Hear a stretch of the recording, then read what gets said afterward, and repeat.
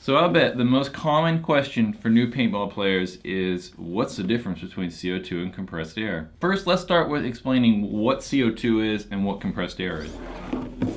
That right there, let's just move these over a little bit. That right there is CO2 tank. So CO2 tanks come in a variety of sizes. The most common size is probably this 20 ounce right here. 20 ounce. Yeah, so they come in, most common sizes are going to be a 9 ounce, 12 ounce, 20 ounce, and 24 ounce. Those are the four most common sizes you can find anywhere. CO2 is, when it's stored in here at least, primarily liquid. The problem with that is that when you try to shoot, obviously maybe paintball guns need gas, not liquid. So the problem with that is when it's really hot outside or really cold outside, the expansion of that CO2 doesn't happen. Well, it does happen, but it doesn't happen quickly.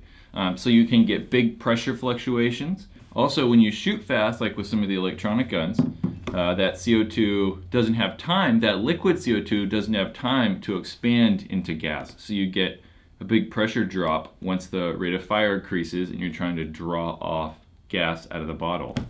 Another drawback with CO2 is that a lot of paintball fields kind of have stopped filling these things, and it's more to get filled. So I know around here at least, most of the paintball field are charging $6 to $7-ish to refill this every time. So it can be costly if you play all day. You could pay $15, $20 just in CO2 fills. So compressed air is also what it sounds like, just air. So really it's just compressed air. They just pull our atmosphere in from an air compressor, fill it up, screws onto a paintball gun, and it works. So compressed air, because it's not liquid, it's gas all the time, is considerably more consistent. So the pressures coming out of this are a lot more consistent. So with CO2, you could get that pressure fluctuation a lot, and the velocity will vary a lot. With compressed air, it's just gas. So you get that constant velocity consistency, which is a big deal. I mean, we don't want our velocity spiking and falling, because then one paintball goes far, and the next one doesn't go as far. So accuracy seems bad. But with compressed air, it's just a constant pressure. So velocity is way more consistent. And unlike CO2, most of the paintball fields are charging like a flat rate to fill these.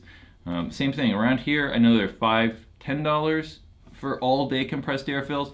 So you could literally fill this 100 times if you really wanted to.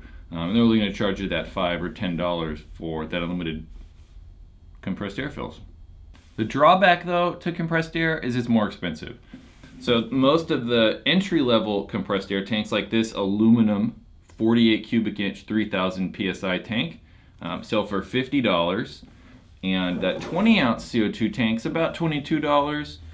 So it's, starting wise at least, can be double the price. So this, while it's $50, these are $22. In the long run, it really kind of ends up saving money, because you think if you spend $15 to fill this all day at a paintball field, you fill it a couple times, $15. No, it's $10 for that. So you play 5, 10 times, and you end up making money or saving money versus having a CO2 tank. But there are different types of CO2 tanks. They're not all aluminum like this.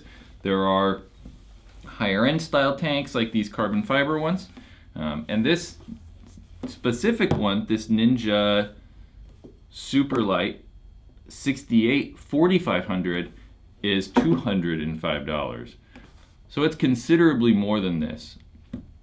But really what the difference is really just that bottle. So there's not necessarily going to be any performance difference between like the high-end compressed air tanks and the lower-end starter compressed air tanks. Really, the only difference is going to be that bottle. So these bottles, the carbon fiber ones, are typically lighter, and they fill up to 4500 psi versus the 3000. So that higher pressure ends up giving you more air in the bottle, so you just get more shots. That higher pressure isn't going to put out more pressure, so they don't shoot faster or harder or more powerful or anything, because the same pressure is coming out of this regulator.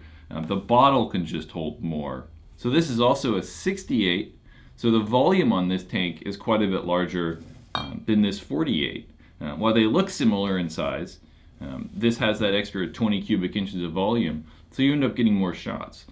So for example, these 68 4500s, you can get, I don't know, about 1200, 1300 shots, and then you're closer to about 500 shots on these 48 3000 compressed air tanks. They're able to make them quite a bit smaller, just because on the walls of this tank on the inside, the wall's a lot thinner, where they have to make these quite a bit thicker just because it's solid aluminum, whereas these have an aluminum core and then they wrap carbon fiber around it, so they're able to just make the walls a little bit thinner. So the overall tank dimensions can get a lot smaller. So while compressed air technically is always better, like the performance is better, there's still a place for CO2. A lot of people will discount CO2 and just say that, hey, CO2 is terrible, you need to use compressed air. But one of the good things about CO2 is that these tanks are inexpensive, right? And sometimes it's easier to get filled. So a lot of these bigger sports stores or box stores, say like Walmart or Dick's or Big Five or something, are able to fill CO2 tanks. So if you and your buddies have a place that you just go play paintball at, getting CO2 tanks can make a lot more sense. So this gets about 1,000 shots, and these aluminum compressed air tanks, like I said, are about 500. So you could get 2 of these and shoot a whole box of paintballs, and then that's like, I don't know, $50 filled for 2 of these, or you could get 4 of these for $200. So 50 and 200. But if you're playing at an organized paintball field, compressed air really does make more sense than the CO2. It's also a good rule to think that if you have an electronic gun, so like I said with CO2, is what gets weird when you start to shoot really fast. So if you have an electronic gun, it definitely makes more sense to use the compressed air. And most of the electronic guns require compressed air now. Definitely the higher end ones. You could get away with using CO2 on some of the electric guns, like say Blitz 3 or Spider Phoenix, but they work considerably better with compressed air. That's my video on compressed air or CO2. I think I covered everything. If you have more questions, please leave a comment. I'll answer it.